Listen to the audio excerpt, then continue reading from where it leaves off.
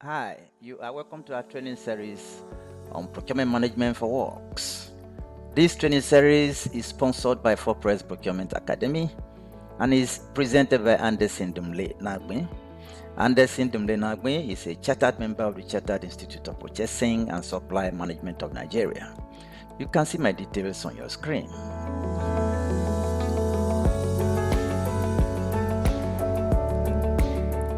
This is the course outline for the entire course. What is works procurement? Difference between procurement of works and that of goods. Types of works procurement. Factors influencing the choice of types of works contracts. Pre-qualification in works contracts. Standard bidding documents in works procurement. Price adjustment procedures in small and large works. Letter of bids. Appendix to letter of bid. Bid evaluation in works contract, general conditions of contract. Lesson 1. What are the types of works contracts? This is the lesson objectives for this particular lesson. This is our first lesson. At the end of this lesson, you will be able to understand what is works procurement. You will also be able to understand the key differences between procurement of goods and that of works. You will be able to recognize the most common types of contract in the procurement of works and the factors that influence the choice of a particular type of contract. And finally, you'll be able to recognize the risks that is faced in various types of works contracts and the degree of influence that the employer can exert on the contractor in each type of contract. What is works procurement? Works is a category of procurement that refers to the construction, repair, rehabilitation, demolition, restoration, maintenance of civil works structures, and related services such as transportation, insurance, installation, commissioning, and training. In the World Bank procurement terminology, construction of industrial facilities like power plants, power substations, desalination and sewage treatment plants, factories, etc. are not considered to be civil works, but a combination of goods and works, where the cost of the goods component exceeds the cost of the civil works component. Such construction have a different bidding document called Design, Supply and Installation of Electromechanical Plant. This training explores construction of civil works, which can include supply and installation of minor plants, but the dominant cost component is that of civil works. The training is based on World Bank bidding documents for 1. Small works, using conditions of contract developed by World Bank, based on the new engineering contract form of the United Kingdom. 2. Large works, using FIDIC conditions of contract for civil works, second edition of 2017. These two bidding documents are based on works that are designed by the employer. Minor components of this work can still be designed by the contractor if it is so requested. Let's look at the differences between works and goods procurement. 1.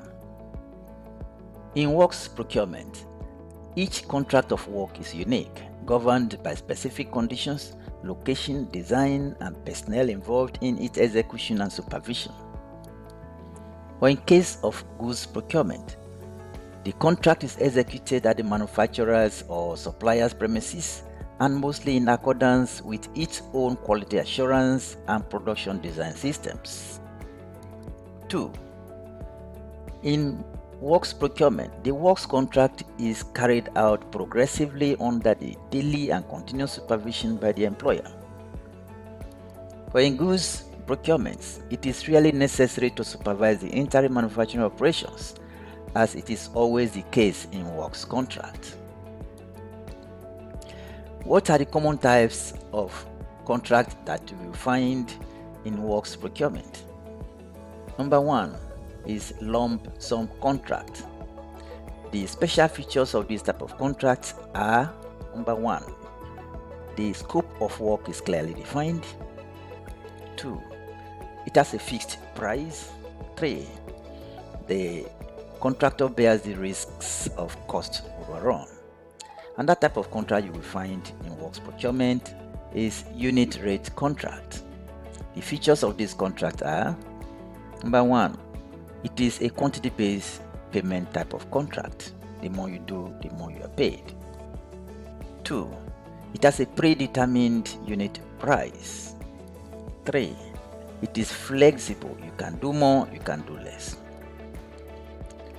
4, it is used in projects with uncertain quantities. The third form of contract is reimbursable contract. The special features of this type of contract are: 1, you need to keep proper cost record of all the expenditures under this type of contract. Again, it must be transparent and you have to be accountable. Finally, the risks of cost overrun goes to the buyer. Please note, these are the principal methods of making payment for work that is performed. Very rarely is any contract discharged entirely by one or the other methods. It is usually a combination of 2 or more methods, and the contract is named according to that which is predominant. Let us look at these 3 different methods of contract to more details. Lump sum contract.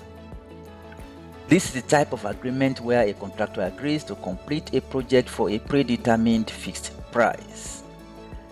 This price covers all aspects of the work, including labor, materials, and subcontractors' fees, and it remains constant regardless of actual costs. Lump sum contracts are commonly used when the project scope is well defined and changes are not anticipated. Key features of lump sum contract are: number 1, fixed price. The core of a lump sum contract is a fixed price for the entire project scope. 2, it has a defined scope. It is crucial that the project scope, including specifications, drawings, and other requirements, is clearly defined. Owner's risks. The owner's financial risk is limited to the agreed upon lump sum. Contractor's risks. The contractor bears the risk of cost overruns, but also benefits from any cost savings that is able to make. Advantages of this type of contract is: 1, it has a fixed sum and that makes it easy for budgeting. 2, it is easy to administer. 3, it has little or no measurement. 4, there is less documentation. Disadvantages: it is not flexible to changes. It has a high risk of inferior quality work. The next type of contract we are going to look into detail is the unit rate. You can call it ad measurement or remeasurement contract. This is the type of agreement where the contractor is paid based on the unit prices of the items of work that is performed. Under a unit price contract, the employer might set the unit of work as 1 kilometer of road at $800,000 per kilometer, totaling $8 million for an extension by 10 kilometers. Characteristics of this type of contract is: 1, price is paid based on each unit, and it is the most common type of contract that is used in building infrastructure. It is most common for infrastructure development. Advantages for this type of contracts are: 1, it provides equitable basis for bidding. 2, it facilitates bid comparison and evaluation. 4, it is adaptable to changes. The periodic payment that is made under this type of contract helps the contractor because he has more cash flow, and that helps him to meet up his cash flow requirement.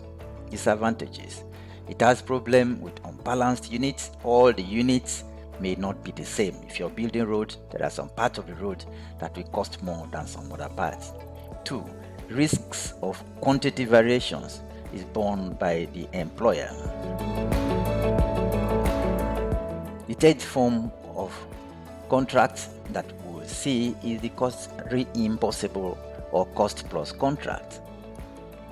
This is a type of agreement where the contractor is paid for all allowable costs that they incur during a project, plus a predetermined fee. That fee could be fixed or could be incentive based to cover their overhead and profit situations. It is used for open-ended emergency situations like earthquakes, floods, war, building collapse, etc. Advantages of this type of contract is that the contractor can mobilize and move to site rapidly. Contractor assumes little or no risks. Disadvantages: inappropriate. This type of contract is not appropriate because it does not follow the competitive bidding method of procurement. That brings us to the end of our first video on types of contracts that you will see in procurement of works. Our next video, we are going to look at the variants of basic contract types that you will still come across in procurement of works. And we ask that you join us. Thank you for watching.